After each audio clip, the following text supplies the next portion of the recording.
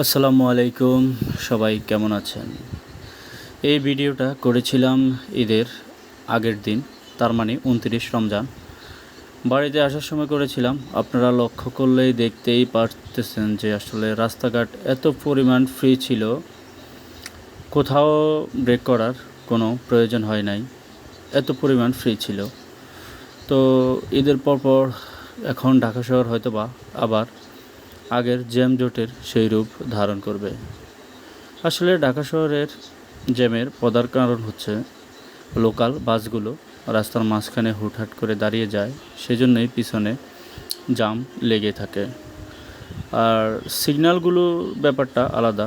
আসলে সিগন্যাল বেশিরভাগ সময় দেখা যায় কিছু কিছু গাড়ি, কিছু কিছু ড্রাইভার সিগন্যাল অমান্য করে, সেজন্য অনেক সময় জ্যাম লেগে থাকে।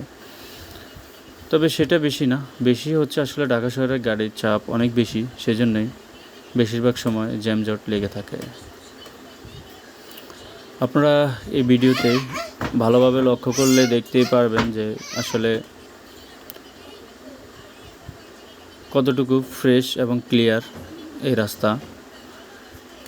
আমি ঢাকা থেকে বাড়ির উদ্দেশ্যে রওনা দিয়েছি লক্ষ্মীপুর, সেই সময় এই ভিডিওটা করলাম। এই যে এখন যে জায়গাটিতে আছি সেটি হচ্ছে ফার্মগেট, তারপরে সামনে কারওয়ান বাজার, তারপর বাংলা মোটর। এই জায়গাগুলো আসলে খুবই ব্যস্ততম রোড এবং এই জায়গাগুলিতে সবসময় সিগন্যাল এবং জ্যাম লেগেই থাকে। এই জায়গাগুলো এত পরিমাণ ফ্রি, তাহলে বুঝতে পারতেছেন ঢাকা শহরের রাস্তা পুরোটা কতটুকু ফ্রি।